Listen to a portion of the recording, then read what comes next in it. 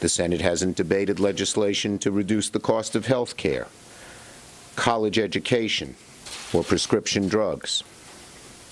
Republican leadership has even refused to work with Democrats on bipartisan solutions to secure our elections and deter foreign adversaries from interfering in our elections. All the productive activity in the Congress is coming out of the House.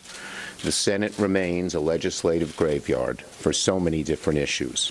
Now on impeachment.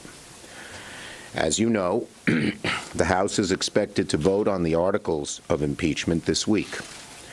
Assuming the articles are adopted by the House, the Senate will serve as a court of impeachment.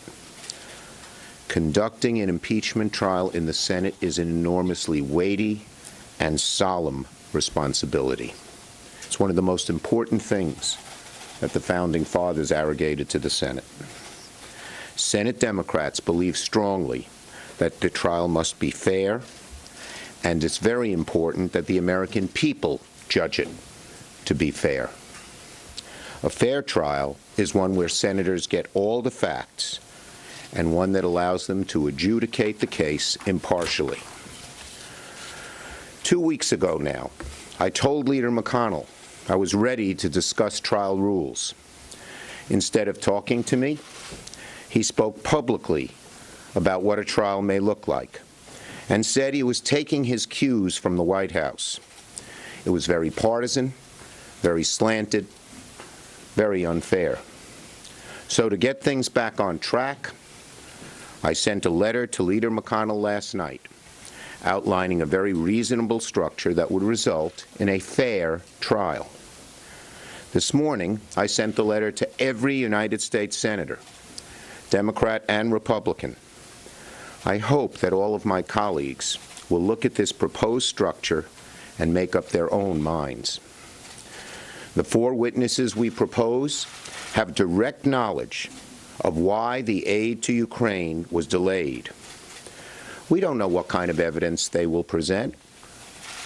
They might present exculpatory evidence that helps President Trump. It may be incriminating against the president, but they should be heard.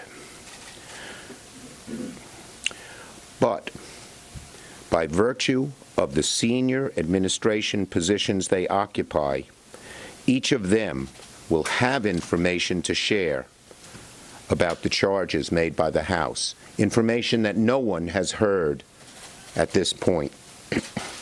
In fact, in the case of Mr. Bolton, his attorney stated publicly that he has additional relevant information to share, information that has not yet become public. How, on such a weighty matter, could we avoid hearing this? Could we go forward without hearing it? And that is why I sent the letter, in part, to Leader McConnell. We also propose that subpoenas for documents that are directly related to the charges brought by the House come forward. There's always a lot of attention on the question of witnesses, but these documents are also of great importance when it comes to making sure senators have what they need to make a fully informed decision. Right now, I think the House has amassed a great deal of evidence, much of it in the form of testimony from the President's own appointees, that the President committed impeachable offenses. But a good number of my Republican colleagues have said they believe the charges are serious, but there isn't enough evidence yet for them to make a decision. We believe these witnesses and documents would provide the evidence they're looking for without being dilatory or letting the trial drag on for too long. I haven't seen a single good argument about why these witnesses shouldn't testify or these documents be produced unless the President has something to hide and his supporters want that information hidden. The trial structure I outlined in my letter to Leader McConnell will ensure that all the relevant facts come out without dilatory action. You know, there is a grand American tradition of a speedy and fair trial. That's just what we've proposed here. And I expect Republicans would be sympathetic to our proposal for that reason. The President and House Republicans have resisted letting all the evidence and facts come out. The President hasn't offered a single exculpatory bit of evidence that refutes what's in the House impeachment charges. They have not refuted them. Our document could be summed up by Joe Friday on Dragnet. Just the facts, ma'am. That's what we're interested in. Not diversions, not conspiracy theories that are irrelevant to the case. Just the facts, ma'am.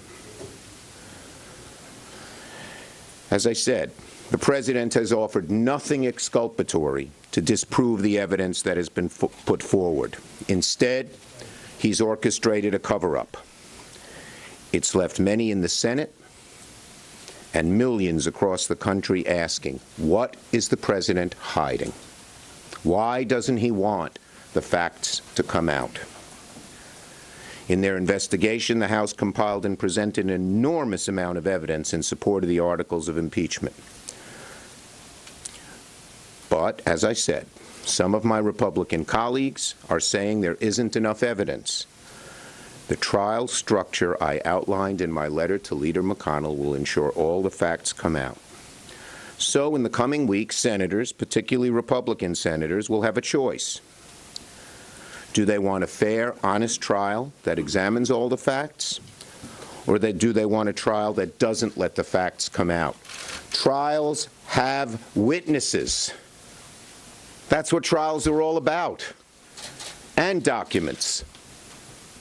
It's not just the prosecutors, in this case, the House attorneys, make their side.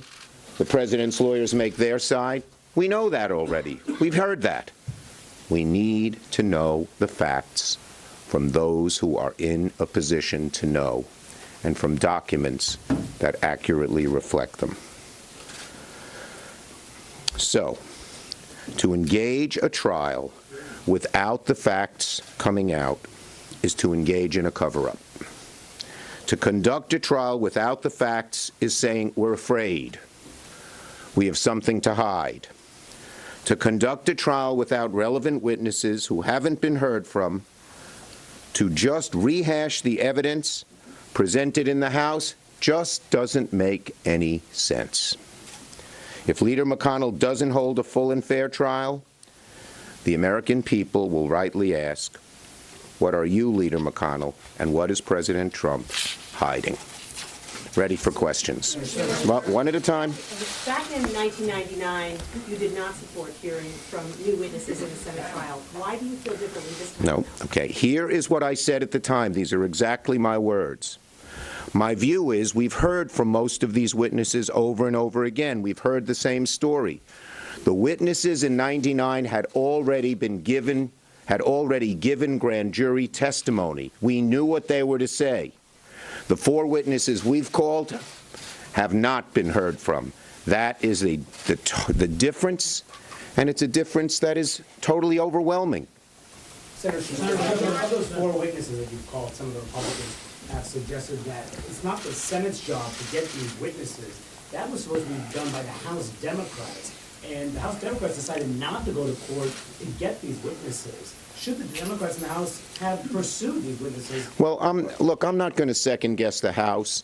There is virtually no argument, no good argument, if you're interested in the facts, in not having these witnesses come forward now. And remember, the standard at a trial is different than the standard when a prosecutor, in this case the House Impeachment Authority, puts together a case. A trial is a place for witnesses. Do you have now, or are you confident that you will have the support from 51 senators? I expect to have the support from Democrats and Republicans because the argument is so strong. And many Republicans have voiced to me and many of my colleagues privately that they think what the President did is wrong, but they're just not sure enough facts have been presented to make an impeachable case, high crimes and misdemeanors. This is the way to do it, the way we outlined. With this witness list of 4 witnesses, just 4, you didn't call for Pompeo or Giuliani. Wondering why you settled on this 4 and why not These, Pompeo or Giuliani? right, these are the 4 who have the most direct contact of the facts that are in dispute. Most particularly, why was the aid to Ukraine delayed? These are the best 4 witnesses for that case. And by the way, we don't want to be dilatory. We don't want to stress this out any longer than we have to. But these people are crucial and haven't been heard from. And again, that's the difference with 1999, and it's a total difference. Yes. Would you accept 8 depositions on these witnesses? I'm not going to get into that. I'll negotiate with McConnell, but let me tell you, live testimony is the best way to go. Leader Schumer, in 1999, the linchpin to the deal between Senator Lott and Dassel was the fact that they did not want live testimony. They had a little bit of videotape testimony. They thought it would bring discredit on the Senate. I spoke with Senator Lott a few days ago, and he indicated he thought that the integrity of the Senate is at risk here if you have live witnesses on the floor. 2-part question. Why is that not the case in this instance, despite what you said about not hearing from these 4? And Well, number 2, you can't say despite what I said. That's the whole case. We've heard from them. so point number 2, though, do you genuinely think 1999. agreement like Yeah. 1999? 1999 was a different case. There were all the obvious reasons why they did not want a witness like Monica Lewinsky testifying in public. I was there, and it related to what the questions might be about, that the whole nation, including children, would be watching. It's a totally different situation. There's no analogy. If House Democrats feel that they have enough evidence to impeach without hearing from these 4 witnesses, why isn't that enough here in the Senate?